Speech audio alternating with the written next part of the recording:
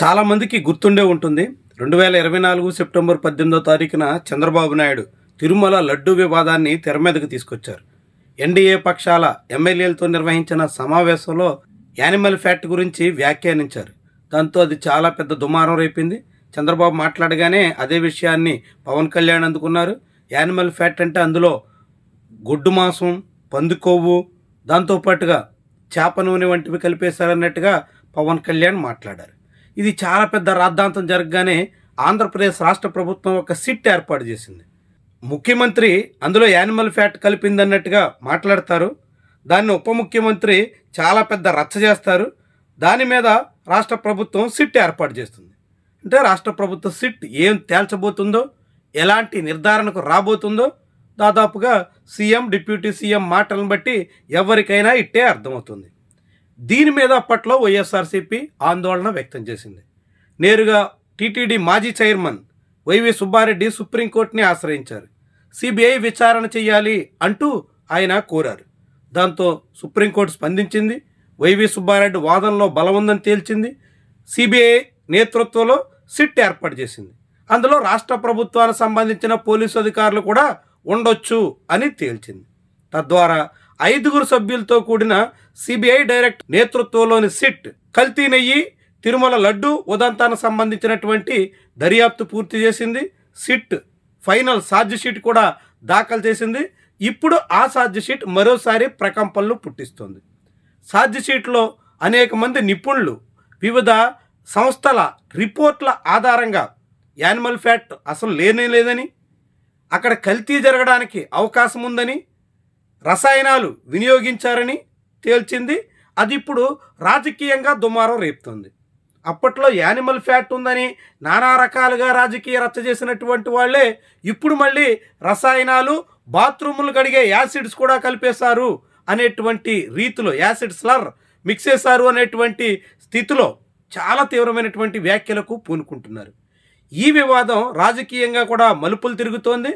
అధికార కూటమి వైఎస్ఆర్సీపీ మధ్య చాలా పెద్ద రచ్చకి కారణమవుతుంది. సరిగ్గా ఇదే సమయంలో వైఎస్ఆర్సీపీ మరోసారి సుప్రీంకోర్టుని ఆశ్రయించబోతుంది. ఈ వివాదంలో కూటమి పక్షాల నేతల తీరు మీద తీవ్రంగా నిరసిస్తోంది. దాంతోపాటుగా సిట్ ఛార్జ్ షీట్లో చెప్పినటువంటి అంశాల్ని వక్రీకరిస్తున్నారని, మరోసారి తిరుమలను రాజకీయ వేదికగా మార్చుకుంటున్నారని, దుష్ప్రచారాలకి పూనుకుని భక్తుల మనోభావాలతో ఆటలాడుతున్నారని వైఎస్ఆర్సీపీ సుప్రీంకోర్టులో పిటిషన్ వేయబోతుంది. సుప్రీంకోర్టు ఆదేశాలతో రంగంలో దిగిన సిట్ రిపోర్టు మీద రాష్ట్ర ప్రభుత్వం సందేహిస్తూ స్వయంగా మళ్ళీ ఏకసభ్య కమిషన్ ఒకటి ఏర్పాటు చేయాలనేటువంటి నిర్ణయానికి వచ్చింది. ఏపీ క్యాబినెట్లో చర్చించి అలాంటి ప్రతిపాదనను వెల్లడించారు. త్వరలోనే కమిషన్ ఏర్పాటు చేయబోతున్నట్టుగా మంత్రి పార్థసారథి తెలియజేశారు.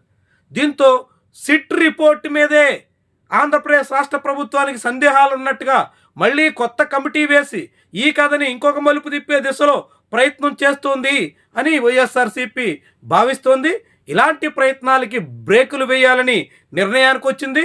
దానికి తగ్గట్టుగా ఇప్పుడు కోర్టులో పిటిషన్ వేయబోతుంది. దాంతో ఇప్పుడు సుప్రీంకోర్టు ఈ వ్యవహారం మీద మరోసారి చర్చించడం అనివార్యంగా మారుతోంది. అందులో సుప్రీంకోర్టే ఆదేశించినట్టుగా తిరుమలను రాజకీయ వివాదంగా మార్చొద్దు అన్న మాటను రాష్ట్ర ప్రభుత్వమే ఉల్లంఘిస్తున్నట్టు కనిపిస్తుంది. తిరుమల చుట్టూ రాజకీయాలు చేయొద్దన్న మాటకు విరుద్ధంగా సాగుతున్నట్టు ముఖ్యమంత్రి, ఉప ముఖ్యమంత్రి ధోరణి తేట తెల్లం చేస్తోంది. వీటన్నింటినీ మించి సుప్రీంకోర్టు నియమించిన సిట్ మీదే ఇప్పుడు మరొక కమిటీ వేసేదానికి పూనుకోవడం సుప్రీంకోర్టుని, సిబిఐ దర్యాప్తుని కూడా సందేహిస్తున్నట్టుగా స్పష్టమవుతుంది. దీని మీద సుప్రీంకోర్టు ఏ రీతిని స్పందిస్తుంది అన్నది కీలకమైనటువంటి విషయం. అప్పట్లో సుబ్బారెడ్డి వేసిన పిటిషన్కి గాను సుప్రీంకోర్టు, సిబిఐ రంగంలోకి రావడంతో ఈ కేసు దర్యాప్తు దాదాపు కొలిక్కి వస్తుంది. కొలిక్కి వచ్చే దశలో మళ్ళీ దీన్ని వెనక్కి మళ్లించాలి అని చంద్రబాబు ఆలోచిస్తున్నారు.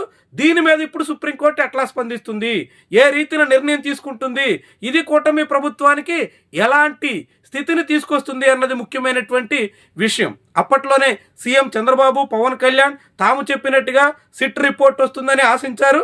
తమ ప్రచారంగా మరింతగా ఉధృతం చేసి జగన్మోహన్ రెడ్డిని, వైఎస్ఆర్సీపీని బదనాం చేయాలని కోరుకున్నారు. కానీ అందుకు భిన్నంగా సుప్రీంకోర్టు రంగంలోకి రావడం, నేరుగా సిబిఐ తెర మీదకి రావడంతో వ్యవహారం టీడీపీ నేతలు జనసేన పార్టీ ఆశించినట్టుగా జరగలేదు. ఇప్పుడు మళ్ళీ ఏకసభ్య కమిటీ పేరుతో తమకు నచ్చినట్టుగా రిపోర్ట్ ఇచ్చుకోవడానికి ప్రయత్నిస్తున్నారు అనే వాదన బలపడుతుంది. దాని మీద వైఎస్ఆర్సీపీ తీవ్రంగా అభ్యంతరం పెడుతుంది. అదే ఇప్పుడు సుప్రీంకోర్టుకి నివేదించబోతుంది.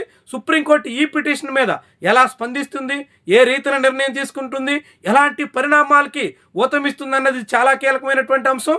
ఆంధ్రప్రదేశ్లో తిరుమల లడ్డూ చుట్టూ సాగుతున్నటువంటి రాజకీయ రాద్ధాంతంలో మరోసారి సుప్రీంకోర్టు జోక్యం చేసుకోవడం అనివార్యం అనే మాట వినిపిస్తోంది. మరి ఆ జోక్యం ఎట్లా ఉంటుంది, ఎవరికి తల బొప్పి కొడుతుంది, ఎలాంటి దిశలో ఉంటుంది చూద్దాం మరి.